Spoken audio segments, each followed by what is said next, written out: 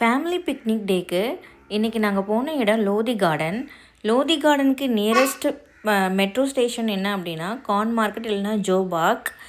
நீங்கள் அதிலிருந்து இறங்கி ஆட்டோவோ இல்லை ரிக்ஷாவோ பிடிச்சிங்க அப்படின்னா லோதி கார்டன் கேட்டிங்கன்னா ரீச் பண்ணிடலாம். நாங்கள் எங்களோட வீட்டிலேருந்து காரில் 1 hour ட்ராவல் பண்ணி லோதி கார்டனுக்கு ரீச் பண்ணோம்.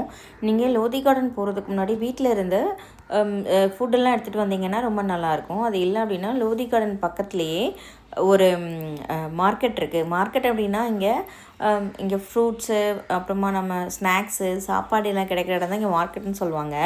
ஸோ நீங்கள் லோதி கார்டன் போனீங்கன்னா நிறைய மோனமெண்ட்ஸ் பார்க்கலாம். அப்புறமா இங்கே லேக் கூட இருக்குங்க. அதுக்கப்புறம் நிறைய ஹிஸ்டாரிக்கலான மோனமெண்ட்ஸ், டோம்பு எல்லாமே இருக்குது. என் பையனோட வீடியோ இடையில ஆட் பண்ணியிருக்கேன். ஏன்னா நாங்கள் பிக்னிக் தான் போயிருந்தோம்.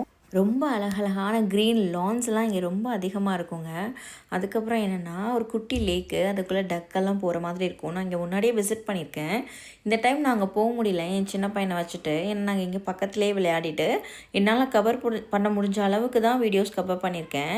ஆனால் நீங்கள் போனீங்கன்னா மார்னிங்லேருந்து ஒரு ஆஃப்டர்நூன் வரைக்கும் டைம் ஸ்பெண்ட் பண்ணுற அளவுக்கு அங்கே அவ்வளோ இடம் இருக்குது. நீங்கள் சுற்றி பார்த்துட்டு வரலாம்.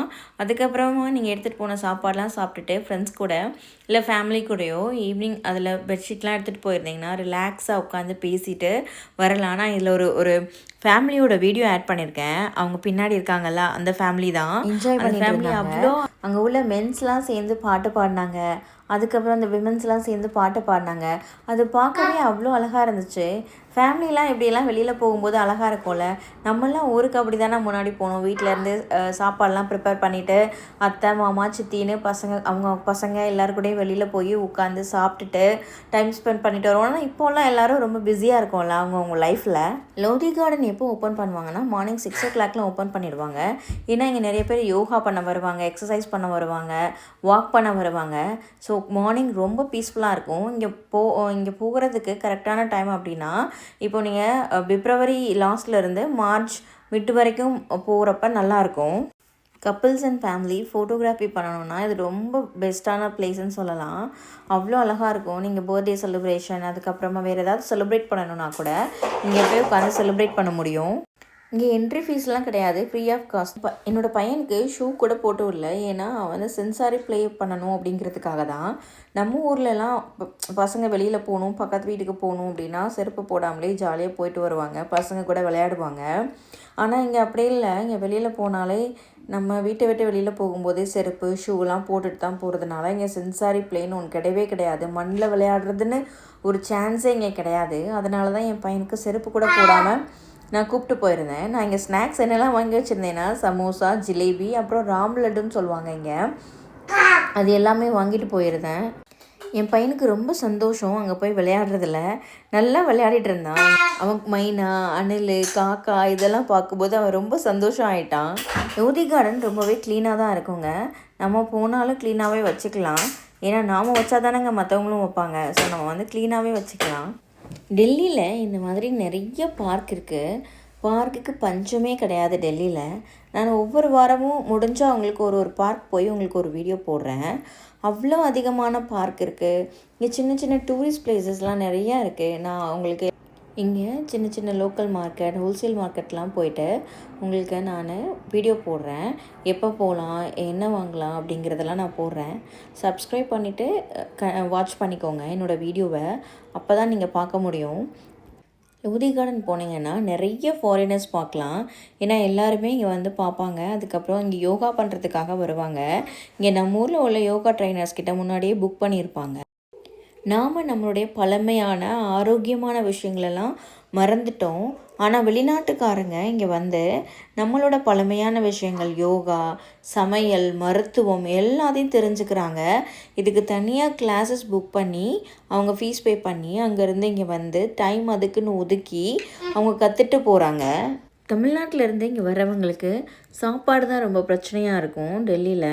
ஏன்னா நம்மளால் டெய்லி மார்னிங் ஆஃப்டர்நூன் டின்னர்னு சப்பாத்தி சாப்பிட முடியாது. நீங்கள் லோதி கார்டன் பிளான் பண்ணிங்க அப்படின்னா அதுக்கு பக்கத்துலேயே கான் மார்க்கெட், அதுக்கப்புறமா ஐஎன்ஏ மார்க்கெட் இருக்குது. இந்த 2 மார்க்கெட்டுமே எக்ஸ்ப்ளோர் பண்ண மாதிரி பார்த்துக்கோங்க. அதுக்கப்புறமா உங்களுக்கு டைம் இருக்குது, நைட் ஆனால் நான் எங்கேயாவது வெளியில் டைம் ஸ்பெண்ட் பண்ணணும் நியர்பையாக அதுக்கு பக்கத்துலேயே அப்படின்னா டில்லி ஹட் போங்க. அங்கேயும் நீங்கள் நிறைய எக்ஸ்ப்ளோர் பண்ணலாம், நிறைய சாப்பாடு எக்ஸ்ப்ளோர் பண்ணலாம், நிறைய ஷாப்பிங் பிளேசஸ் எக்ஸ்ப்ளோர் பண்ணலாம். உங்களுக்கு இந்த மாதிரி ஊர் சுற்றி பார்க்குற வீடியோஸ் பிடிக்குமா, இல்லை நம்ம குக்கிங் வீடியோ பிடிக்குமான்னு சொல்லிட்டு சொல்லுங்கள். நீங்கள் லாஸ்ட்டாக எங்கே ட்ரிப் போனீங்க ஃபேமிலி கூட, யாரெல்லாம் போனீங்கன்னு கமெண்ட் பண்ணுங்கள். நான் இங்கே நிறைய தடவை போயிருக்கேன். இது என்னோடய மாமியார் வீட்டுக்கு பக்கத்தில் தான் இருக்கும் லோதி கார்டன். ஸோ நான் வந்துட்டு நிறைய தடவை நாங்கள் வாக்கிங் போயிருக்கோம். ஆனால் இப்போது இங்கே 2 பசங்களையும் கூப்பிட்டுட்டு அவ்வளோ தூரம் நடக்க முடியல. அதனால தான் நான் உட்காந்துருக்கிற இடத்த சுற்றி என்னது இருக்கோ அது மட்டும் தான் உங்களுக்கு காமிச்சிட்ருக்கேன். இது என்னை சுற்றி வித்தின் 1 கிலோமீட்டருக்குள்ளே என்ன இருக்கோ அது மட்டும் தான் நான் உங்களுக்கு காமிச்சிட்ருக்கேன். நீங்கள் ஆனால் நடந்து போனீங்க அப்படின்னா ரொம்பவே எக்ஸ்ப்ளோர் பண்ணலாம். ஈவினிங்கில் நாங்கள் கிளம்பிட்டோம் ஆல்ரெடி. எவ்வளோ அழகாக இருக்குது பாருங்கள். நீங்கள் ஒன்று நோட்டீஸ் பண்ணிங்களா, நான் வரும்போதுலேருந்து போகிற வரைக்கும் நீங்கள் என்னோடய வீடியோ பார்த்துருந்தீங்கன்னா உங்களுக்கு ஒன்று தெரிஞ்சிருக்கும். மரம் அவ்வளோ இருக்குது, ஆனாலும் டெல்லியில் இன்னும் பொல்யூஷன் தான் சொல்கிறாங்க. நம்ம சென்னையிலையோ இல்லை சிட்டியில் ஏதாவது ஒரு ஊரில், நம்ம ஊர்லலாம் மரமே இல்லை. நம்ம ஊரை பொல்யூஷன்லேருந்து யார் காப்பாற்றுவாங்க அப்படின்னு நீங்கள் திங்க் பண்ணி பாருங்கள். நம்ம வீட்லேயும் மரம் கிடையாது யார் வீட்லேயும். ஆனால் இங்கே எவ்வளோ பெரிய வீடோ, சின்ன வீடோ, பெரிய வீடோ, எல்லார் வீட்லேயுமே மரம் வச்சு வளர்ப்பாங்க, செடி வச்சு வளர்ப்பாங்க.